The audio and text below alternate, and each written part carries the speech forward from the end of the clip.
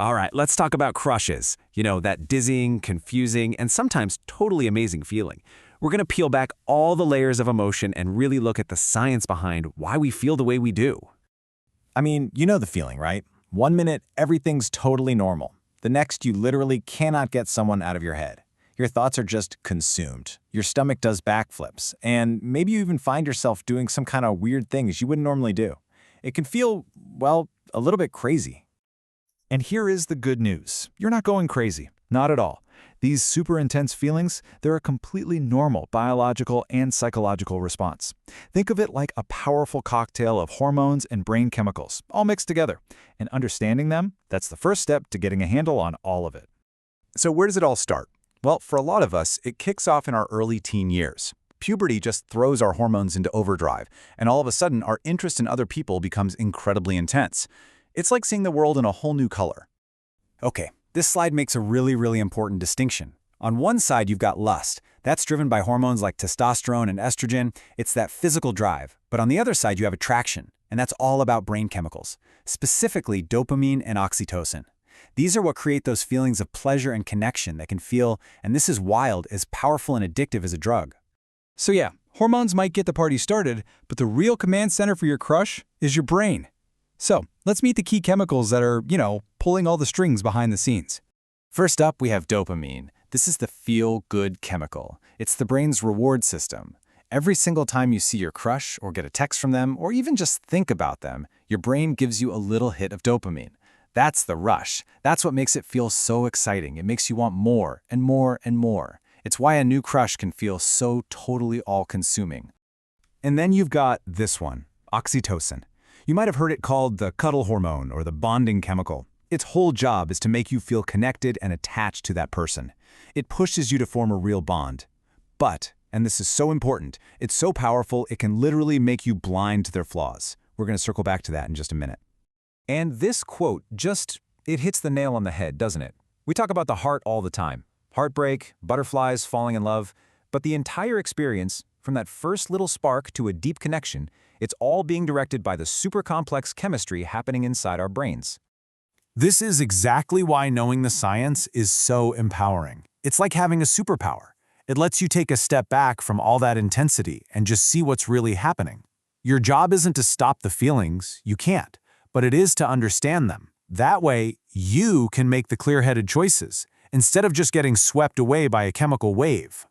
Now, these chemicals, they affect everybody, but how we react, that's a deeply personal thing. It's shaped by our past experiences, our earliest relationships, something psychologists call our attachment style. Right, so our attachment style has a huge influence on how we deal with these intense feelings. If you grew up feeling pretty safe and loved, you probably have what's called a secure attachment.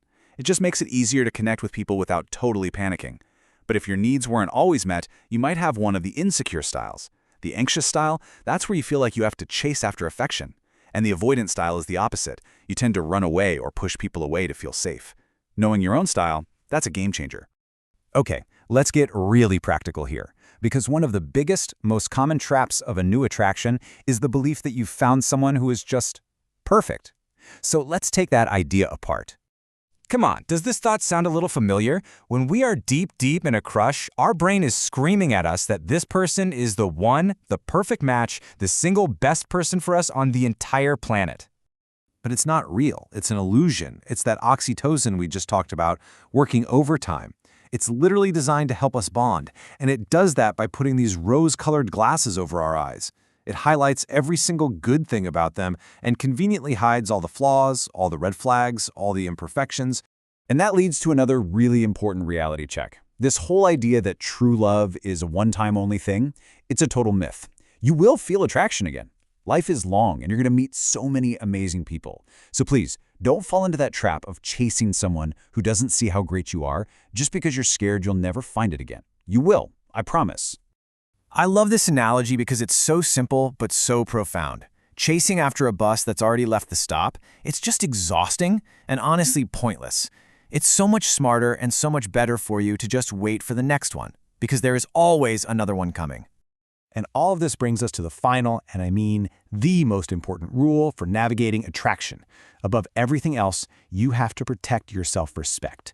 It is the foundation for every single healthy relationship you will ever have. So how do you actually do that? Well, it starts with keeping your priorities straight, so a crush doesn't completely derail your life and your goals. It means knowing deep down that your value isn't based on someone else's attention. And crucially, it's about setting clear boundaries and just not tolerating disrespect. At the end of the day, you never, ever sacrifice your dignity to chase someone's affection. Just let that sink in for a second. It's not just a nice thing to have, it is the most important asset you've got. Because when you have self-respect, you attract people who respect you, and you find the strength to walk away from anyone who doesn't. And that's really the ultimate question you have to ask yourself. Attraction can be this wonderful, amazing, inspiring force in your life.